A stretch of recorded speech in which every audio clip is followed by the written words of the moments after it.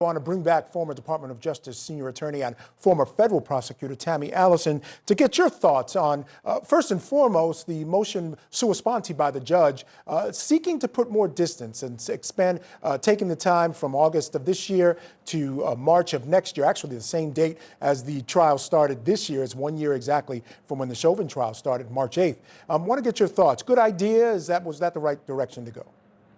Thank you, Michael. As we know, judges can make these sua sponte motions, meaning they can determine to change something or rule on something without either the prosecution or the defense making a motion for it. And they can do that on their own. I think it's pretty interesting that he's decided to push it out for almost an entire year.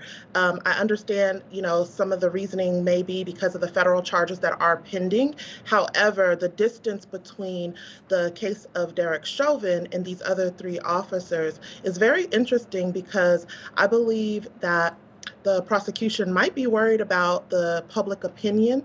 I understand that, that doesn't necessarily go into play with the legal formalities, but we all know that public opinion is also very important in these matters, especially with how highly visible this Chauvin trial was. So pushing it out an entire year, is the cultural climate of the racial and social injustice going to be the same a year from now? Are people going to be caring about it? Are the jurors that potentially will be selected, are they going to be exposed to anything that could be damaging that the defense could use to strike them out when it is time for the trial next year?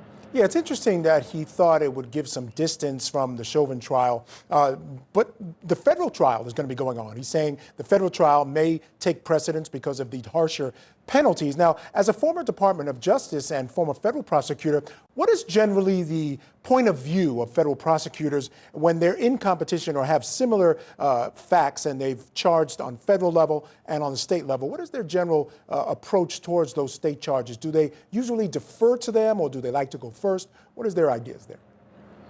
It just depends. That's a typical lawyer answer. It depends. With the federal charges, those federal charges are brought by federal statute, which is completely different than the local state statutes. And the state charges brought against those officers are going to be different, with different elements to meet the burden of proof, which we know here is criminal on the state level, which is beyond a reasonable doubt. At the federal level, while it is criminal, there's the hate crime element that's brought into it as well, and there's different standards of proof to meet. So it doesn't really make too big of a difference if the state goes first or the federal goes first, because they're two different jurisdictions, and there are going to be those two different jurisdictions that have charges against each one of those officers. So as far as the judge's decision to push it out for a year, perhaps we'll be able to see what the federal charges bring, so that at the state level, there would be no issue as far as the jurors being exposed to hearing anything in the media and so on and so forth. Yep, I agree with you 100%. And we have to remember there are harsher penalties. It goes up all the way to possible life in prison for some of those charges that the officers are facing. It's unlikely, but it's certainly there for use. All right, Tammy, stand by because we're going to take a break right now. Up next, you'll hear police body camera video of Travis McMichael explaining why he shot Ahmaud Arbery. And he says he had no choice, that he was defending himself. What do you think? In our Talkback segment, we hear from CourtTV viewers who answer the question, will a jury accept a self-defense claim when this case goes to trial? So keep it right where it is on CourtTV, your front row seat to justice.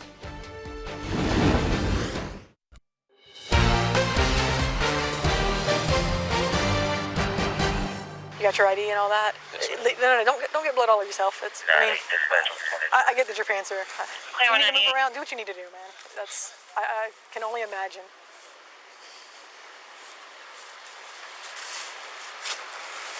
You got anybody who wants to call for you? I live right there. We've had break-ins. Okay. And my gun's stolen. Okay. And we called him the other day, and Dad was outside, saw him running by, and the neighbors pointing and everything. So saw who running by? Him. Okay. So we run out to stop him, to talk to him. Mm-hmm. He took off running. He came over here. Stopped. He come out of the truck running at us. I told him stop till he hit me. I had nothing to do. There's nothing else I can do. Welcome back to CourtTV Live. I'm Michael Ayala. That was Travis McMichael minutes after shooting Ahmaud Arbery, telling police that he had no choice, no other choice. But it's time for our Talkback segment now, where each day we post a question on my Facebook page and CourtTV's Facebook page, as well as our other social media outlets, Twitter and YouTube. We gather your questions and comments, respond to them right here on the show. Today's question was, will the jury accept a self-defense claim by Travis McMichael when this case goes to trial? Now, still with me is former Department of Justice senior attorney and former federal prosecutor Tammy Allison. We're also joined by CourtTV's Julia Janae. Let me start with Charlie Tanisha Rogers. She says, so let me get this straight. They want to keep recorded conversations out, but they want his mental health to play a factor, and in this case and in the past, when they clearly had no knowledge of this, when they followed him, how is it self-defense when they approached him? All right, now she asked a lot of questions there, Tammy, so I'll start with you, but I'll start with the self-defense. How is it self-defense when they approached him? That's a question everyone wants to ask, but there is a moment on the tape where you can see Ahmaud Arbery. He's running down the right side of the truck and cuts towards Travis McMichael.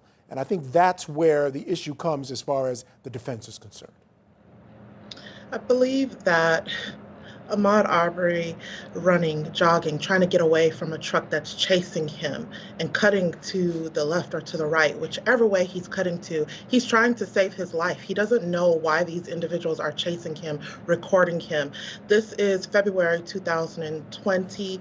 This is when we've already seen unarmed Black and brown men and women dying unjustly at the hands of individuals. He had no idea what was going on. So I don't believe that the claims of self-defense will work in this situation. I also do not believe that any attempt by the defense to continue to perpetuate the deceased, who is not on trial here, his mental health or any prior bad acts, I don't believe that's going to work either, because we've said time and time again that these unarmed Black men and women that are dying at the hands of these ruthless individuals, that they are not the ones that are on trial here. And in this case, he is not on trial. And like his father said, this is not going to work. And trying to bring these things in by these various pretrial motions is disgusting and gross, because he was murdered. I know it's difficult for the family, for sure. Let's go on to our next comment. Colin Brown. I think they're doomed. They never gave the young man a chance. As I watched the incident on TV, I just think it was an execution. And Julia Janae, you know, a lot of people feel that way when they look at the video. As a matter of fact, I know the Lee Merritt spoke to this issue and said, you know, he didn't think that the mental health issue should come in. But if they did, he still thinks that there will be a conviction in this case, largely, of course, because of that video.